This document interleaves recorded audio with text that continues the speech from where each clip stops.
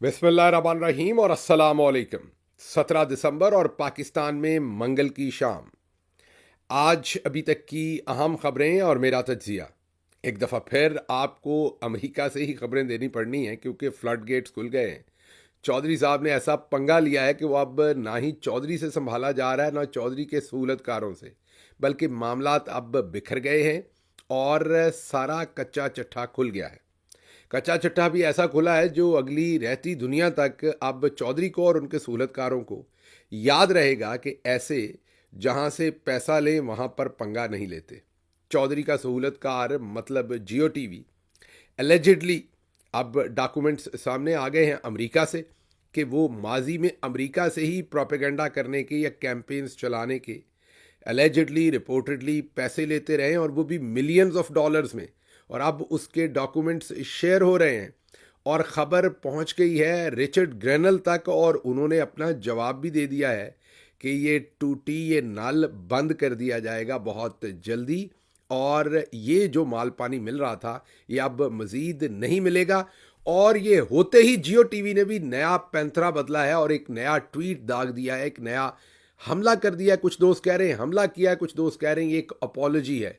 वो भी आपके सामने रखते हैं। फिर राहुल खन्ना उन तक भी पाकिस्तानी पहुंचे और आज आपको और भी अगले एक दो दिन के अंदर, जैसे मैं आपको बार बार बता रहा हूं कि अब और बहुत कुछ होगा, बहुत सारे और बयानात आएंगे। अब ये ट्रेन चल निकली है और जो पाकिस्तानी डायस्पोरा है बेहतरीन काम कर रहा है, पाकिस्तानी बेहतरीन काम कर रहे हैं अमेरिका के अंदर और लगातार अपने रिप्रेजेंटेटिव्स के साथ जुड़े हुए हैं, उनसे बातचीत कर रहे हैं। और ये जो पहला पत्थर रिचर्ड ग्रेनल ने फेंका है, अब ये बात कहीं रुकती हुई नज़र नहीं आएगी। फिर हमारे बहुत ही प्यारे, बहुत ही खूबसूरत, बहुत ही हैंडसम डीजी आईएसपीआर साहब वो नमल यूनिवर्सिटी गए थे। नमल यूनिवर्सिटी लिंग्विस्टिक्स से रिलेटेड यूनिवर्सिटी है और ये जहाँ एचईसी है इस्लामाबाद में उसके बिल्कुल करीब है। वहाँ पर कुछ लोग समझ रहे थे कि ये नस्ट है। और फिर नमल कॉलेज जो है, जो इमरान खान साहब ने नमल कॉलेज यूनिवर्सिटी मियांवाली में बना रखी है, वो डिफरेंट है। वो जो नमल यूनिवर्सिटी इमरान खान साहब की है वो डिफरेंट है, वो मियांवाली में है। ये एक NUML national university of modern languages, शायद अगर मैं गलत नहीं हूँ तो ये इसका नाम है। और ये H8 में ये यूनिवर्सिटी, H9 में, सॉरी H9 में ये यूनिवर्सिटी है जहाँ पर इकरा यूनिवर्सिटी है, एचईसी है, वहीं पर नमल का कैंपस है। तो वहाँ डीजी आईएसपीआर साहब तशरीफ़ लेके गए थे। उसके बारे में भी आपके सामने रखनी, वहाँ पर क्या कुछ हुआ और बाद में डीजी साहब के साथ क्या हुआ। और वहाँ भी डीजी साहब जो हैं वो अब धोते फिर रहे हैं तमाम शवाहिद सबूत। वहाँ भी मामलात काफ़ी ख़राब हुए हैं डीजी के साथ, तो उस पर भी आना है। पहले ज़रा अमेरिका की खबर आपको दे दें। जो चल रहा है उस पर तो मैं जाता नहीं, आपको पता ही है रिचर्ड ग्रैनल साहब के बारे में क्या चौधरी ने काम करवाया जियो से। उन्होंने कहा कि एक दफ़ा फिर कहता हूँ कि फ्री इमरान खान। उनका कहना था कि फ्लड गेट्स खुले और मैट गेट्स जो थे उन्होंने भी कह दिया फ्री इमरान खान। यहाँ एक मैंने तौसीह करनी है कि कल मैंने कहा था कि मैट गेट्स जो हैं वो शायद अगले एक्सपेक्टेड अटॉर्नी जनरल हों। वो बड़े करीब हैं ट्रंप साहब के, बहुत पसंद करते हैं ट्रंप उन्हें। और लेकिन उसमें मसला ये है कि उनके ऊपर कोई एक दो ऐसे केसेस खोले हुए हैं मौजूदा एडमिनिस्ट्रेशन जो है बाइडन साहब की, उसने कि शायद उन्होंने अपना नाम वापस ले लिया है। तो अब शायद वो अटॉर्नी जनरल तो ना बने। ये एक तस्दीक थी जो इन्फॉर्मेशन हमसे आप तक पहुंची थी, उसकी करेक्शन थी कि उन्होंने अपना नाम वापस ले लिया। अटॉर्नी जनरल तो कोई और बने, लेकिन ये बहुत करीब है ट्रंप एडमिनिस्ट्रेशन के और आने वाले वक्त में आप इन्हें किसी इंपॉर्टेंट पोजीशन पर देखेंगे। बहरहाल आज ये हुआ कि सबसे पहले तो जो अमरीकी सहाफ़ी हैं रायन ग्रिम, और रायन ग्रिम जो हैं ये वही सहाफ़ी हैं जिन्होंने मुर्तज़ा हुसैन साहब के साथ एक कंबाइन स्टोरी की थी और साइफ़र का पूरा मतन जो है वो छाप दिया था। अभी भी ड्रॉप साइट के ऊपर इन्होंने डी चौक के अंदर कैसे किलिंग हुई उसको भी रायन ग्रिम ने सामने रखा था। बहुत ही बेहतरीन जर्नलिस्ट हैं, बहुत ही फियरलेस हैं और इंडिपेंडेंट रिपोर्टिंग करते हैं। और रायन ग्रिम ने अब एक नई चीज़ सामने रखी है और वो आपको याद हो तो पिछले व्लॉग में हमने ही वो किस्सा शुरू किया था। हमारा शुरू करना था किस्सा यहाँ पर कि वो किस्सा फैलते फैलते रायन ग्रिम साहब तक पहुँच गया और उन्होंने फिर उस किस्से के ऊपर एक ट्वीट कर दिया। ट्वीट आपके सामने रख रहे हैं। उन्होंने कहा कि Pakistani military not happy that new Trump appointee Richard granal opposes the jailing of political figures such as Imran Khan, so they came after the personality. They have poor intel if they think this will work on him. ये तो एक tweet था उनका, और इसे फिर retweet भी किया गया। इनके ट्वीट्स को जो रायन ग्रिम है, इनके 2-3 बड़े अहम ट्वीट्स हैं, जिनमें से एक ट्वीट को रीट्वीट भी किया गया। एक तो रायन ग्रिम ने कहा कि इस तरीके से जो पाकिस्तानी मिलिट्री तरीके आजमा रही है, वो तरीके वाशिंगटन डीसी में नहीं चलेंगे। फिर जो असल ट्वीट रायन ग्रिम ने किया वो ये किया कि जो यूएस एड है उसका पैसा जियो टीवी को मिलता रहा है, वो यूएस एड पर है, और अभी वही प्रोपेगेंडे में भी शामिल है रिचर्ड ग्रैनल के खिलाफ, जो माजी में यूएस एड से पैसा लेते रहे। अभी भी शायद ले रहे हो, हमें नहीं पता, लेकिन माजी के डॉक्यूमेंट्स क्योंकि सामने हैं तो लोग उस पर बात कर रहे हैं। उसके ऊपर जो धांसू किस्म का ट्वीट किया रिचर्ड ग्रैनल ने, वो था कि नॉट एनी मोर, या शायद नॉट वेरी लॉन्ग, कि अब ये ज़्यादा देर ये काम नहीं चलेगा, अब ये काम जो है बंद हो जाएगा। मतलब ये पैसा जो ले रहा है जियो टीवी, ये अब मज़ीद उनको ये पैसा आने वाले दिनों में नहीं मिलेगा। जाहिर है उसकी वजह ये नहीं कि रिचर्ड ग्रैनल को कोई जियो टीवी से मसला है, वो अपनी पोजीशन पहले ही स्टेट कर चुके हैं यूक्रेन और दूसरी जगहों पर कि ये जो यूएस एड का पैसा है ये रजीम चेंज के लिए इस्तेमाल किया जा रहा था और मनी लॉन्ड्रिंग तक के लिए इस्तेमाल किया जा रहा था। तो उनकी एक पूरी दुनिया के अंदर स्टेटेड पोजीशन है कि ये रजीम चेंज और प्रोपेगेंडे के लिए अमेरिकन टैक्स पेयर का पैसा यूएस एड में इस्तेमाल नहीं हो सकता।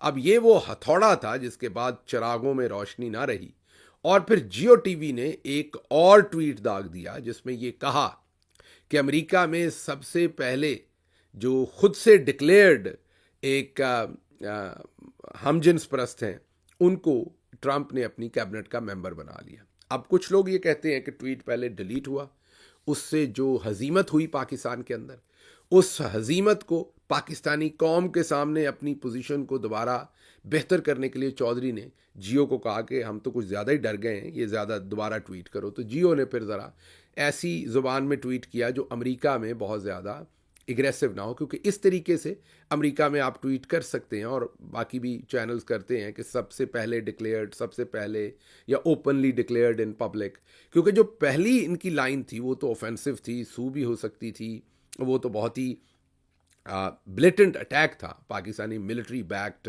जियो टीवी की तरफ से। अब मैंने एक तो आपसे रिक्वेस्ट करनी कि जब भी जियो टीवी का जिक्र करें या ऐसे तमाम ये जो लफाफा सहाफ़ी हैं, तो साथ ये ज़रूर लिखा करें पाकिस्तानी इस्टेब्लिशमेंट बैक्ड या पाकिस्तानी मिलिट्री बैक्ड, ताकि जो इंटरनेशनल ऑडियंस है उनको समझ आ सके कि ये actually this is not a independent news channel, this is a military backed news channel, और ये उन्हीं के कहने पे सब कुछ कर रहे हैं। तो अब एक तो ये जो सुबह का सलाम रिचर्ड ग्रैनल साहब ने पेश किया है दोबारा कि not any more, not very long, ये जो पैसा आ रहा था ये अब रुक जाएगा, ये जो माल पानी लगा हुआ था ये अब रुक जाएगा और रुकना पड़ेगा। एक तो ये, उसके पीछे राहुल खन्ना, वो भी कांग्रेशनल मेंबर हैं। कल रात को ही उनके एक बहुत ही करीबी दोस्त का मुझे फ़ोन आया, राहुल खन्ना साहब के बहुत ही करीबी दोस्त जो कि पाकिस्तानी हैं, बाई पार्टिजन हैं, उनका मैं नाम नहीं ले सकता, बहुत बड़े बैंकर हैं न्यूयॉर्क के अंदर, और उन्होंने मुझे बताया कि राहुल खन्ना की उनसे बात हुई है and he is very concerned जो कुछ पाकिस्तान के अंदर हुआ है और हो रहा है लोगों के साथ, और पाकिस्तान के अंदर ह्यूमन राइट्स के ऊपर, पाकिस्तान के अंदर जिस तरीके से फ्रीडम ऑफ स्पीच के ऊपर जो कुछ हो रहा है, और उन्होंने ये समझा है कि ये एक बाई पार्टिजन रीज़न है और वो इस पर जल्द बोलेंगे। ये मैं उनका नाम अजराए उनकी सिक्योरिटी नहीं ले रहा, क्योंकि मैंने जैसे आपको कहा कि वो बाई पार्टिजन रहना चाहती हैं वो शख्सियत। उन्होंने अमेरिका के वक्त के मुताबिक को रात 11:00 पर मुझे इन्फॉर्म किया कि उनकी बड़ी तफसीली बात हुई है और राहुल खन्ना साहब भी इसके ऊपर खुलकर बोलेंगे। आज फिर राहुल खन्ना साहब का भी ट्वीट आया जो कि बहुत ही मुनासिब ट्वीट था। उन्होंने कहा कि it is no this bipartisan, mean ये कोई पार्टी लाइन नहीं है, क्योंकि दूसरे रिपब्लिकन्स और डेमोक्रेट की ये इसमें कोई तफरीक नहीं रह गई। उन्होंने भी कहा कि no this is bipartisan, free Imran Khan. उन्होंने भी फ्री इमरान खान का सीधा सीधा नारा लगा दिया, सीधी बात कही, और उन्होंने कहा कि ये पार्टी लाइन से ऊपर की बात है।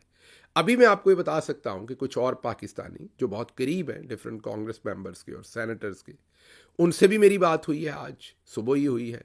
डॉक्टर उज़मा से मेरी बात हुई है, पाक पैक की प्रेसिडेंट हैं, बहुत ही मेहनती पाकिस्तान की एक पाकिस्तान का नाम रोशन करने वाली डॉक्टर, हैंड सर्जन है अमेरिका के अंदर, और बहुत इफ़ेक्टिव लॉबिंग करती हैं। उनसे मेरी आज सुबह बात हुई है। वो भी बाई पार्टिजन फोरम है, जाहिर है वो तो ह्यूमन राइट्स के ऊपर, फ्रीडम ऑफ स्पीच के ऊपर काम कर रहे हैं, डेमोक्रेसी के ऊपर काम कर रहे हैं। वो भी लगातार जुड़े हुए हैं, बातचीत कर रहे हैं सबके साथ। उनकी जो जेम्स, जिन्होंने कल परसों एक ट्वीट की थी, आपने देखी थी, बड़ी तगड़ी, कि रजीम जो अपने ही लोगों को कत्ल कर देती है, तो they are also in contact. तो आने वाले दिनों में आप ये मज़ीद फ्लड गेट्स खुलते हुए देखेंगे, और आने वाले दिनों में आप देखेंगे कि ये जो ब्राइट पाकिस्तानी हैं, पाकिस्तान के रोशन चेहरे, जो डॉक्टर्स हैं, बिजनेसमैन हैं, बैंकर्स हैं, डिफरेंट वॉक्स ऑफ लाइफ के अंदर काम कर रहे हैं, अपनी कम्युनिटी का, अपने डायस्पोरा का नाम रोशन कर रहे हैं, बेहतरीन ह्यूमन बीइंग्स हैं सोसाइटी के, ये आपको मज़ीद वंडर्स करते हुए नज़र आएंगे। और आने वाले दिनों में ये तमाम चीज़ें और खुलकर सामने आएंगी। तो एक तो पाकिस्तानी मिलिट्री इस्टेब्लिशमेंट जो है, उनकी जो कैंपेन थी, बैक्ड कैंपेन, उसको जो उन्होंने एक तो इंडोर्स किया है रिचर्ड ग्रैनल ने कि ये मिलिट्री बैक्ड कैंपेन है। मीन जो ट्वीट आ रहे हैं जिनको वो इंडोर्स कर रहे हैं, उसमें एक ट्वीट ऐसी भी उन्होंने इंडोर्स की है जिसमें एक फोरम ने ये कहा है कि कोई बात नहीं, ग्रैनल के ऊपर अगर मिलिट्री बैक्ड चैनल अटैक कर रहा है तो मिलियंस ऑफ पाकिस्तानी उसको सपोर्ट भी तो कर रहे हैं। रिचर्ड ग्रैनल ने उसको भी रीट्वीट किया है। उसके बाद बहुत ही खूबसूरत काम किया है वकास ने। वकास को अगर उसका क्रेडिट ना दिया जाए तो वो बहुत बड़ी ज़्यादती होगी। वकास अगेन एक बहुत ही रोशन पाकिस्तानी चेहरा, खूबसूरत लिखता है, मोती परो देता है। कहें आप कहिए कि जो जो करंट अफेयर होता है ना, इसको खूबसूरत बना के लिखना भी एक आर्ट है। करंट अफेयर यूजुअली बोरिंग होता है, बड़ा स्ट्रेट फॉरवर्ड सा होता है, प्लेन होता है, उसको बड़े खूबसूरत तरीके से लिखना भी एक आर्ट है। Waqas got that art.